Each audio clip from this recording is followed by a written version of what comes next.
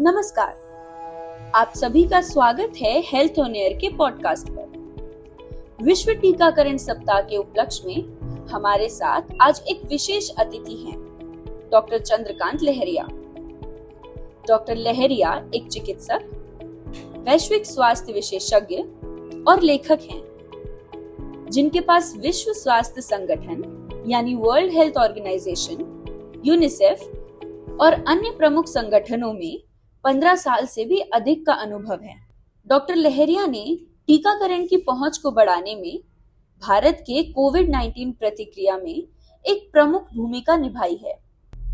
यही नहीं, बल्कि वह प्रमुख राष्ट्रीय स्वास्थ्य नीतियों को ड्राफ्ट करने में एक प्रेरक शक्ति रहे हैं।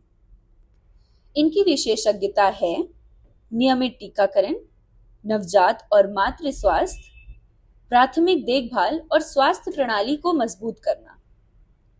डॉक्टर लहरिया वास्तव में तो हर स्तर पर स्वास्थ्य मुद्दों को प्रभावित करते हैं, चाहे वो प्रारंभिक स्तर पर क्लिनिक को डिजाइन करना हो या फिर अंतर्राष्ट्रीय नीतियों को आकार देने का काम करना हो।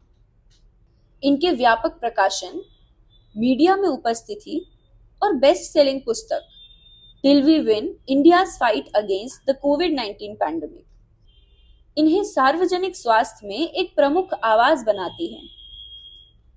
वह हमें यह समझाने में मदद करते हैं कि एक सफल टीकाकरण कार्यक्रम के पीछे क्या स्ट्रैटेजी होती है, हम कैसे हमारे समुदाय के बीच अपनी पहुंच को बेहतर कर सकते हैं और टीकाकरण के बारे में कुछ सामान्य गलतफहमियों को दूर कैसे कर सकते हैं। चलिए सुनते हैं डॉक्टर लहरिया के साथ यह वार्तालाप, जो कि हेल्थ ऑन एयर की एसोसिएट संपादक सोमी दास द्वारा किया जा रहा है। डॉक्टर चंद्रकांत लहरिया, आपका बहुत बहुत स्वागत है हेल्थ ऑन एयर पॉडकास्ट पे। मेरा पहला सवाल, भारत में टीकाकरण कवरेज में सुधार के प्रयासों के बावजूद कई चुनौतियां हैं। सामुदायिक स्तर पर मुख्य बाधाएं क्या है जो हमें सभी के लिए पूर्ण टीकाकरण में सफलता प्राप्त करने से रोकती है? इंडिया का इम्यूनाइजेशन प्रोग्राम वर्ष 1978 में शुरू हुआ था, जब एक्सपेंडेड प्रोग्राम ऑन इम्यूनाइजेशन के नाम से इसको शुरू किया गया था। तो तब कुछ कम वैक्सीन होती थी और साथ में फोकस था कि शहरी बच्चों को टीकाकरण होगा। फिर जब 1985 में इसको एक नया नाम दिया गया, यूनिवर्सल इम्यूनाइजेशन प्रोग्राम, तो उसका तात्पर्य यह था कि अब यह शहरी से लेके ग्रामीण क्षेत्रों में हर जगह यूनिवर्सल हो इम्यूनाइजेशन होगा।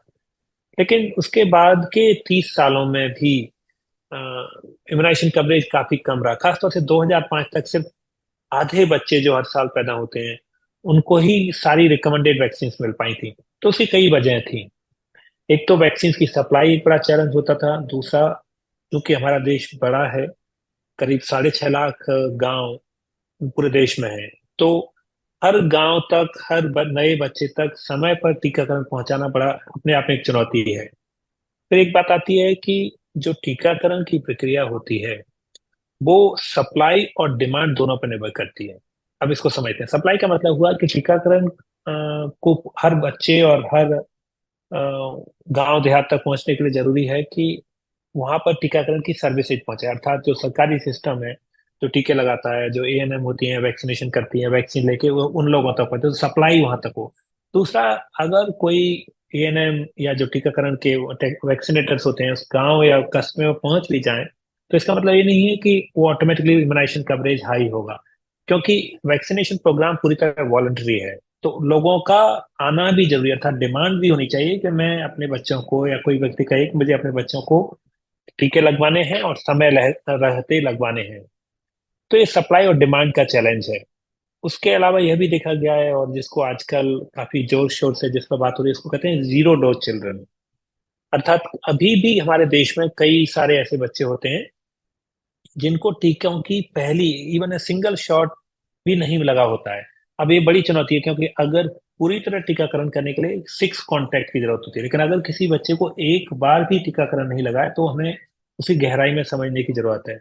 तो हालांकि पिछले 20 सालों में देश में टीकाकरण के कवरेज में और जो वैक्सीन की संख्या है उनमें इजाफा हुआ है, वृद्धि हुई है, लेकिन अभी भी जो टीकों का कवरेज है हमारे पड़ोसी देश जैसे कि बांग्लादेश या श्रीलंका या थाईलैंड है उनसे कम है। उन देशों में हर साल 95% से अधिक बच्चे, लगभग सारे रिकमेंडेड वैक्सीन मिलते हैं। अभी भी हमारे देश में वो 80% करीब रहा हुआ है। और राज्यों में इनिक्विटी है, था केरल में, अगर केरल है, तमिलनाडु, कर्नाटक में अधिक प्रोपोर्शनेट बच्चों को टीके में लगते हैं, लेकिन वही उत्तर प्रदेश, मध्य प्रदेश, राजस्थान में अभी भी काफी सारे बच्चे छूट जाते हैं।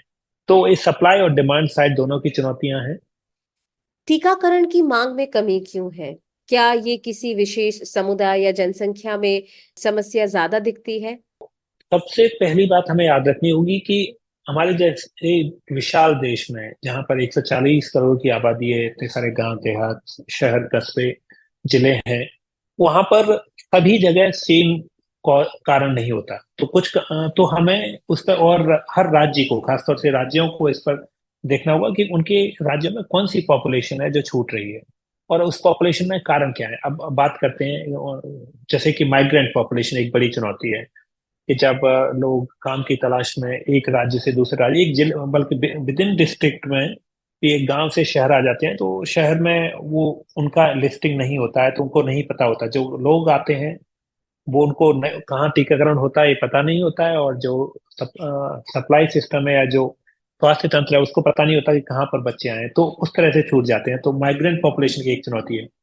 फिर दूसरी बात आती है कि जैसे कि कुछ राज्य हैं जिनके बॉर्डरिंग डिस्ट्रिक्ट होते हैं, कि वहां पर एक राज्य से दूसरे राज्य में माइग्रेशन होता है, माइग्रेंट वर्कर्स आते हैं, बच्चों को साथ में लेके आते हैं, तो उनके पास टीकाकरण का रिकॉर्ड नहीं होता। तो जहां पर नई जगह पर अगर वैक्सीनेशन करना भी चाहें तो माता पिता को पता नहीं होता है कि कौन सा टीका लगाए, और टीकाकरण का रिकॉर्ड होता नहीं है, जो रूटीन इम्यूनाइजेशन कार्ड होता है वो उनके पास होता नहीं है, तो वो सिस्टम भी नहीं समझ पाता, पेरेंट्स को भी नहीं पता होता। तो एक माइग्रेंट का है। दूसरा, कई सारी सब कम्युनिटीज होती हैं जहां पर वैक्सीन के प्रति हिचकिचाहट होती है, हेजिटेंसी होती है, कि उनको लगता है वैक्सीन की जरूरत नहीं है, क्योंकि अब बीमारियां कम हो गई हैं, टीकों की वजह से बीमारियों का असर कम हो गया, तो उन्हें लगता है कि बीमारी इतनी है ही नहीं, तो इसके टीके क्यों लगाए जा रहे हैं। वो ये भूल जाते हैं कि वो बीमारी इसलिए नहीं है क्योंकि टीके लोगों को लगाए गए, या अधिकतर लोग टीके लगवा रहे हैं। फिर बात करते हैं जैसे कि रिमोट हिली एरिया हो गया, ट्राइबल पॉपुलेशन हो गई, तो उनमें समय रहते टीकाकरण नहीं हो पाता है, और टीकाकरण सर्विसेज भी नहीं पहुंचती हैं।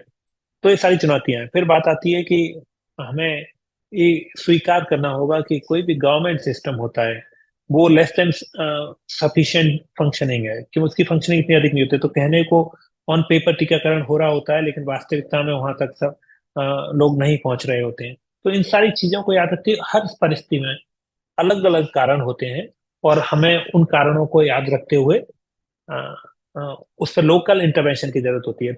आप लोकलाइज सॉल्यूशंस की बात कर रहे हैं।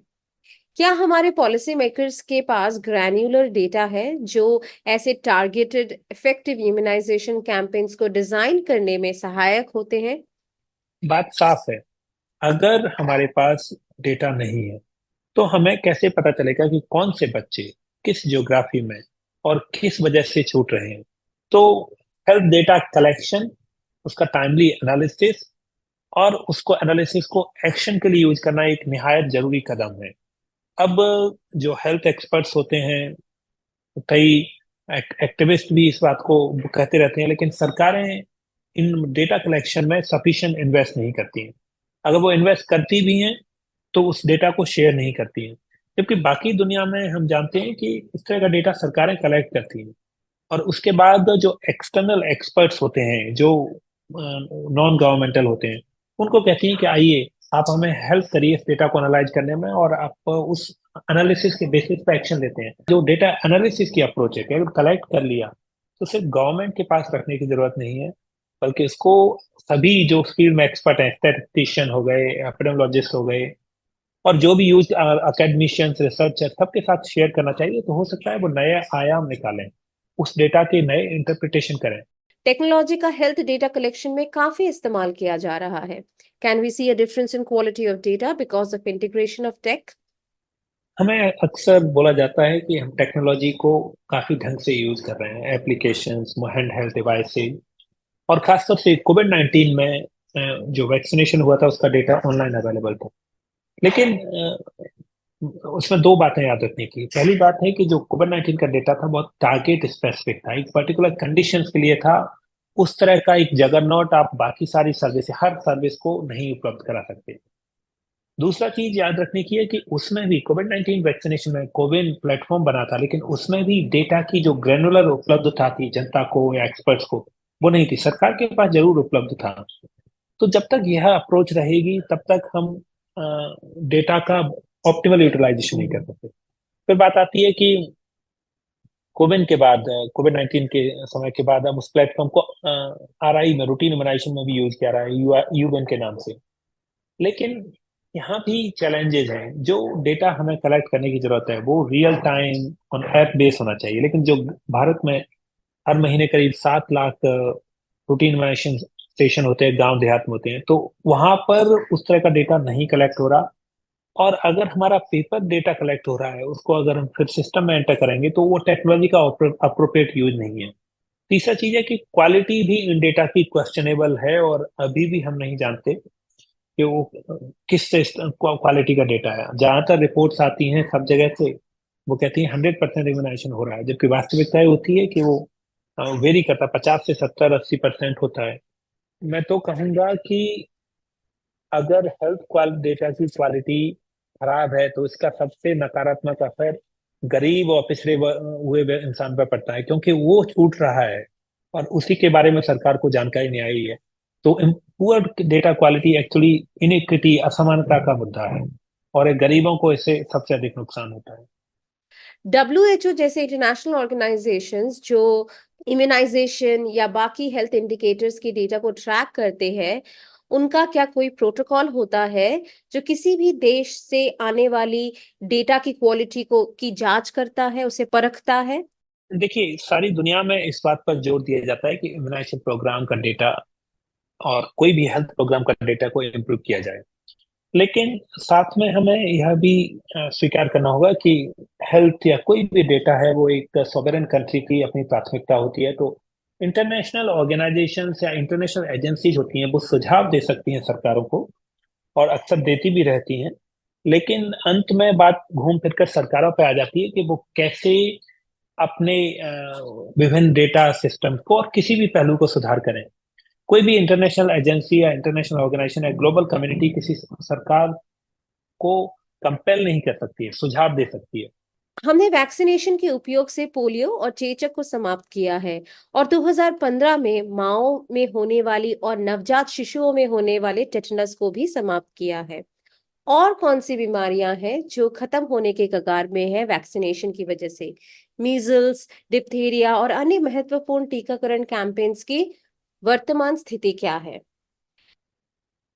एक बात तो बिल्कुल क्लियर है कि जो इम्यूनाइजेशन है या वैक्सीनेशन है, वो एक proven and highly cost effective intervention है। और साथ में सारी दुनिया में देखा गया है, हमारे देश में भी देखा गया है कि जैसे जैसे टारगेटेड बेनिफिशियरी का कवरेज डोज वैक्सीन बढ़ता चला जाता है, वो बीमारियां कम हो जाती हैं, जैसे कि डिप्थीरिया, गलघोंटू और काली खांसी। ये सब बीमारियां लगभग देखने को नहीं मिलती हैं, बहुत कम केसेज आते हैं। लेकिन साथ ही हमने ये भी देखा कि जब कोविड 19 के दौरान जब वैक्सीनेशन कवरेज कम हो गया था, कुछ पॉपुलेशन अनवैक्सीनेटेड रह गई थी, तो फिर वो मीजल्स का, जैसे कि मीजल्स एक बहुत हाईली इन्फेक्शियस डिजीज है, तो मीजल्स के केसेस बढ़ने लगे थे 2022 के अंत में। तो ये प्रूवन है। और इसको जानने का तरीका यही है कि जब अगर बीमारियां कम हो रही हैं जो वैक्सीन से प्रिवेंट की जा सकती हैं, तो मतलब वैक्सीनेशन कवरेज अच्छा है। और इसमें निश्चित रूप से सुधार हुआ है, नए एंटीजन ऐड किए गए हैं भारत के वैक्सीनेशन प्रोग्राम में, और उनका कवरेज भी धीरे धीरे बढ़ रहा है। लेकिन मैं यहाँ पर एक और पहलू लाना चाहता हूँ। वो पहलू है कि जो वैक्सीनेशन कवरेज है वो बच्चों में तो बढ़ रहा है, लेकिन कई सारी वैक्सीन होती हैं जो एडल्ट पॉपुलेशन को भी यूजफुल होती हैं। और अभी भी हमारे देश में वो एडल्ट वैक्सीनेशन पर उतना ध्यान नहीं है जितना मिलना चाहिए या हो सकता है। इंडियन पॉपुलेशन के हिसाब से आपको क्या लगता है कि अगले 5-10 साल में ये वैक्सीन उपलब्ध हो जानी चाहिए, वरना एक पब्लिक हेल्थ क्राइसिस हो सकती है?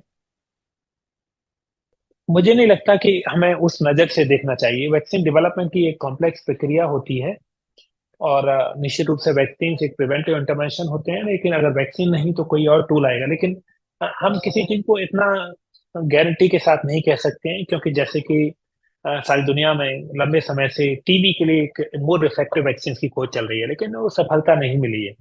उसी तरह एचआईवी के अगेंस्ट वैक्सीन का लंबे समय से इंतजार चल रहा है, लेकिन अब तक वो वैक्सीन नहीं बन पाई है। फिर बात करते हैं डेंगू के खिलाफ भी। डेंगू जो एक कॉमन इलनेस है, डेंगू बोलते हैं, उसके लिए भी वैक्सीन इतनी, एक वैक्सीन फिलहाल आई है लेकिन वो भारत में उपलब्ध नहीं है, क्योंकि उसके और अधिक एग्जामिनेशन की जरूरत है। वो कुछ सर्टेन परिस्थितियों में दी जा सकती है। तो वैक्सीन जो आएंगी भविष्य में, हम उन पर टू मच रिलायंस नहीं कर सकते हैं, लेकिन जो वो बन चुकी हैं, सेफ एंड इफेक्टिव हैं, उनके बेहतर यूटिलाइजेशन एक अप्रोच होनी चाहिए। हमें याद रखना होगा कि आज के समय में जिन जो वैक्सीन हैं, आने वाले समय में उससे अधिक वैक्सीन होंगी, और समय के साथ उनकी एपिडेमियोलॉजी चेंज हो जाती है वैक्सीन की वजह से। तो उसके चलते फिर हो सकता है कुछ पॉपुलेशन को वो वैक्सीन नहीं लगानी पड़े। जैसे कोविड-19 की वैक्सीन आज से 2 साल 3 साल पहले निहायत जरूरी थी, लेकिन अब कोई कोविड-19 वैक्सीन की बात नहीं कर रहा है। तो उसी समय के साथ अगर हम कुछ बीमारियों पर काबू कर लें तो उन वैक्सीन की जरूरत खत्म हो जाएगी। लेकिन नई करीब 145 ऐसी बीमारियां पहचानी गई हैं जिनके खिलाफ वैक्सीन अंडर द डेवलपमेंट है, अंडर रिसर्च एंड डेवलपमेंट है। ऐसी कौन सी वैक्सीन है जिनके बारे में लोगों को पता नहीं होता but they are safe to use? Private market में कैसी कौन सी वैक्सीन है जिनको पॉपुलेशन की जरूरत है लेकिन उसके बारे में ज्यादा जानकारी है नहीं, या फिर मिसकंसेप्शन है जो कि गवर्नमेंट प्रमोट नहीं? देखिए, कई सारी वैक्सीन हैं जो बच्चों में भी लगती हैं और एडल्ट को भी लग सकती हैं। जैसे कि निमोकोकल वैक्सीन है, बच्चों को लगाई जाती है लेकिन वो एडल्ट में भी बेनिफिशियल होती है। टाइफाइड की वैक्सीन, चिकन पॉक्स की vaccine, hepatitis A vaccine, hepatitis B vaccine, ये सारी एडल्ट के लिए भी होती हैं। फिर फ्लू वैक्सीन होती हैं इन्फ्लुएंजा के लिए, और खासतौर से अब इन्फ्लुएंजा मोर सिवियरिटी के साथ आता है तो उनका एनुअल वैक्सीनेशन होता है। तो ये सारी वैक्सीन अभी वेरी रिसेंटली शिंगरेक्स, जिसको हर्पी जोस्टर की वैक्सीन बोलते हैं, 50 साल की अधिक उम्र के लोगों को लगाई जाती है, वो उपलब्ध हुई है। तो एक इंटायर रेंज ऑफ वैक्सीन है जो इंडिविजुअल बेसिस पे डिसाइड होता है, और खासतौर से जिन लोगों को प्री एग्जिस्टिंग इलनेस है, जैसे कि कोई डायबिटिक है, हाइपरटेंसिव है, या लिवर किडनी की इलनेस है, तो उन लोगों को इस तरह की वैक्सीन का काफी बेनिफिट होता है। तो जैसे कि जिनको भी कोई भी कोमॉर्बिडिटी है, हाँ। तो उन लोगों को काफी सारी वैक्सीन हैं, जिनमें निमोकोकल वैक्सीन हो गई, हिप वैक्सीन हो गई, meningococcal vaccine, happy zoster vaccine का एक प्रोटेक्टिव इफेक्ट होता है। सिमिलरली टाइफाइड की वैक्सीन, चिकन पॉक्स की वैक्सीन भी एडल्ट एंड एडोलसेंट पॉपुलेशन को लगाई जा सकती है। लेकिन वैक्सीन के बारे में मैं एक बात और कहूंगा कि हम यहाँ पर ब्रॉडर प्रिंसिपल्स की बात कर सकते हैं, लेकिन इनको इंडिविजुअल अप्रोच फॉलो करनी होती है। खासतौर से अगर कोई इम्यूनो कम्प्रोमाइज है तो उसमें लाइव अटेन्यूएटेड वैक्सीन नहीं लगाई जाती है। एचपीवी टीकाकरण की आदर्श आयु के बारे में काफी भ्रम है। क्या आप बता सकते हैं कि लोगों को कब टीकाकरण करवाना चाहिए? इसके अतिरिक्त क्या वृद्ध महिलाओं को इस टीके से कोई लाभ हो सकता है? तो एचपीवी वैक्सीन रिकमेंड की जाती है 9 साल से लेके 46-45 साल तक की फीमेल के लिए। तो यूजुअली इसका रिकमेंडेशन है कि सेक्सुअल एक्टिविटी स्टार्ट होने से पहले वैक्सीन दी जानी चाहिए। तो मोस्ट इफेक्टिव होती है वैक्सीन, एचपीवी वैक्सीन, अगर 9 साल से 14 साल तक दे दी जाए, और अगर इस उम्र पर दी जाती है तो उसके 2 शॉट्स लगते हैं। 15 साल के बाद इस वैक्सीन के 3 शॉट्स की रिकमेंडेशन है। और इसमें कुछ वैक्सीन हैं जो 9 से 14 साल तक रिकमेंडेड हैं, कुछ 26 साल तक रिकमेंडेड हैं, और 45 साल तक भी ये वैक्सीन लगाई जा सकती है। ऑफ कोर्स 15 साल से 45 साल तक 3 शॉट्स की जरूरत होती है। बाकी ये वैक्सीन इतनी सेफ और इफेक्टिव है, दुनिया की करीब 120 कंट्री में इन वैक्सीन का यूज हो रहा है। और जो पद्धति है, जो टेक्नोलॉजी से वैक्सीन बनाई जाती है, तो उनके हार्मफुल इफेक्ट नहीं है। लेकिन याद रखने की बात है कि कोई भी वैक्सीन होती है, कितनी भी सेफ और इफेक्टिव हो, एक इंडिविजुअल स्पेसिफिक उसका एडवर्स इवेंट हो सकता है। तो यह कहना कि वो कोई एडवर्स इवेंट नहीं होगा, कोई वो नहीं होगा, वो बिल्कुल ठीक नहीं होगा। लेकिन लोग उसी को कोट करते हैं, लेकिन risk of such adverse event is very low. बाकी कोई भी चीज बॉडी में इंजेक्ट की जाती है, थोड़ा रिस्क होता है, लेकिन लोग उस रिस्क को ज्यादा इंपॉर्टेंस देते हैं rather than जो उसका बेनिफिट है। वो बेनिफिट होता है कि ये वैक्सीन इतनी सीरियस इलनेस को बचाती हैं। इनफैक्ट एचपी वैक्सीन के बारे में 6 टाइप के डिफरेंट कैंसर और कुछ अदर टाइप ऑफ लीजन से भी प्रोटेक्ट करती हैं, सो दे आर वेरी इफेक्टिव। अब हम अपने साक्षात्कार के सबसे रोमांचक और सबसे जानकारीपूर्ण भाग पर पहुंच गए हैं। मिथक या तथ्य। मैं टीकाकरण के बारे में कुछ हानिकारक गलतफहमियों के बारे में बात करूंगी। मैं चाहूंगी कि डॉक्टर उनका खंडन करे। मिथक नंबर 1, रोगाणुओं के संपर्क में आने के कारण भारतीयों की रोग प्रतिरोधक क्षमता पहले से ही मजबूत होती है, इसलिए उन्हें टीकों की आवश्यकता नहीं है। आप जो बात कर रहे हैं कि इस तरह की धारणाएं होती हैं कि हमें रेगुलर एक्सपोजर होता रहता है विभिन्न पैथोजन से, तो उसकी वजह से इम्यूनिटी स्ट्रांग होती है और हमें बीमारियां नहीं होंगी, यह पूरी तरह गलत है। आइए इसको एक साइंटिफिक नजरिए से समझते हैं। अगर हमारे शरीर में कोई पैथोजन आ जाता है, अर्थात हमें इन्फेक्शन हो जाता है, तो हमारा इम्यून सिस्टम निश्चित रूप से एक्टिवेट हो जाता है। लेकिन अगर इम्यून सिस्टम किसी पैथोजन से लड़ रहा है, तो ऐसे में अगर दूसरा पैथोजन आ जाता है जो उस पर अटैक करता है हमारे शरीर पे, तो चूंकि हमारा इम्यून सिस्टम पहले से ही बिजी है, हमारे जो फाइटर्स हैं, जो सोल्जर्स हैं, एक बीमारी से लड़ रहे हैं, तो उसका मतलब है वो दूसरी बीमारी से नहीं लड़ पाएंगे, तो हमारा इम्यून सिस्टम वीक हो जाएगा अगर हमें रेगुलर इन्फेक्शन होंगे, और बीमारियां होने की संभावना बढ़ जाएगी। हाँ, एक चीज जरूर है कि इसमें अगर सेम पैथोजन फ्यूचर में इन्फेक्शन करता है, जैसे पास्ट में इन्फेक्शन है, तो उससे हमारा इम्यून सिस्टम लड़ने के लिए तैयार होता है क्योंकि वो उसको पहचानता है। लेकिन इसका मतलब ये नहीं है कि कोई भी पैथोजन, कोई भी इन्फेक्शन होगा उससे लड़ने के लिए तैयार होगा। तो ये सब गलत धारणा है। मैं दोहराना चाहूंगा कि बेहतर तरीका है कि हम अपने शरीर को किसी भी बीमारी से बचाएं, और रिपीटेड इन्फेक्शन हमें बाकी इन्फेक्शंस के लिए प्रोन बनाते हैं, न कि उनसे प्रोटेक्ट करते हैं। मिथक नंबर 2, वैक्सीन केवल वैश्विक राजनीति नियंत्रण और कॉरपोरेट लालच का एक उपकरण है। यह निश्चित रूप से पूरी तरह एक मिस इन्फॉर्मेशन है। लोग जिस आधार पर इस आर्गुमेंट को देते हैं, वो कहते हैं कि वैक्सीन प्राइवेट सेक्टर में बनती हैं तो उनका इंटरेस्ट होगा। लेकिन याद रखने की बात है कि वैक्सीन भले ही प्राइवेट सेक्टर में बनती हों, और कोई manufacturer of course private sector है तो उसे प्रॉफिट अर्न करना चाहता है, वो एक लॉजिकल सी बात है। लेकिन वैक्सीन लगाने का जो निर्णय होता है वो एक इंडिपेंडेंट टेक्निकल एक्सपर्ट लेते हैं, था ऐसे लोग निर्धारित करते हैं जिनका कोई भी इंटरेस्ट नहीं होता कि वैक्सीन लगे या ना लगे। वो सब्जेक्ट एक्सपर्ट, मेडिकल डॉक्टर और टेक्निकल एक्सपर्ट और पॉलिसी मेकर्स होते हैं, जो ये देखते हैं कि अगर इस वैक्सीन को लगाने से फायदा होगा तो ही उसका रिकमेंडेशन किया जाता है, अगर फायदा नहीं होगा तो नहीं रिकमेंड किया जाता। तो उन लोगों का जो डिसीजन मेकिंग में होते हैं, उनका इसमें कोई फाइनेंशियल इंटरेस्ट नहीं होता है, उनका पब्लिक इंटरेस्ट होता है कि अगर ये वैक्सीन उपलब्ध है तो जनता को कैसे पहुंचे। फिर बात इन्हीं लोग ही करते हैं जो कहते हैं कि अच्छा, अरे इनका किसी प्राइवेट सेक्टर का इंटरेस्ट है, किसी फार्मास्यूटिकल इंडस्ट्री का इंटरेस्ट है। लेकिन वो ये भूल जाते हैं कि अगर वो प्राइवेट सेक्टर वैक्सीन नहीं बनाता, वो इंडस्ट्री वैक्सीन नहीं बनाती, तो कई सारे लोगों का उसमें बीमारियों की वजह से गंभीर बीमारी हो सकती थी, हॉस्पिटलाइजेशन हो सकता है, मृत्यु हो सकती है। तो जस्ट बिकॉज प्राइवेट सेक्टर ने वैक्सीन बनाई है या कुछ लोगों का उसमें पैसा लगा है, हमें उसे शक की नजर से नहीं देखना चाहिए। और अंत में एक इंटायर प्रक्रिया होती है, वैक्सीन बनाना एक प्रक्रिया है, वैक्सीन के बारे में निर्णय लेना एक प्रक्रिया है, और अंत में मतलब लोगों को उसमें लगवाना लोगों का इंडिपेंडेंट डिसीजन होता है। तो इसमें कोई शक नहीं है और कोई चिंता कि वैक्सीन सुरक्षित है, और वैक्सीन बनाने वालों का वैक्सीन लगाने के निर्णय में कोई रोल नहीं होता है। मिथक 3, रोग प्राकृतिक है, हमें उस प्रक्रिया में हस्तक्षेप करने के लिए वैक्सीन का प्रयोग नहीं करना चाहिए। यह भी एक अधूरे टेक्निकल लॉजिक पर आधारित बात है कि वैक्सीन की उस प्रक्रिया को रोकती है। याद रखने की बात है कि अगर किसी को नेचुरल इन्फेक्शन होता है तो उसके दो आउटकम हो सकते हैं, कि एक तो व्यक्ति को उसके बाद रिकवर हो जाएगा और उससे इम्यूनिटी डेवलप हो जाएगी, और दूसरी आउटकम होगी कि व्यक्ति को गंभीर बीमारी होगी और उसकी मृत्यु भी हो सकती है। तो जो नेचुरल इन्फेक्शन है वो बीमारी उससे ठीक होने की संभावना भी रखता है और साथ में गंभीर बीमारी की भी संभावना रखता है। तो यह इम्यूनिटी डेवलप करने का अच्छा तरीका नहीं है। जबकि अगर वैक्सीन दी जाए तो हम जानते हैं कि वैक्सीन जो गंभीर बीमारी होने की संभावना को जीरो कर देती है और नील कर देती है, कि वैक्सीन लगाने पर गंभीर बीमारी नहीं होगी, लेकिन इम्यून प्रोटेक्शन अर्थात इम्यूनिटी उससे बन जाएगी।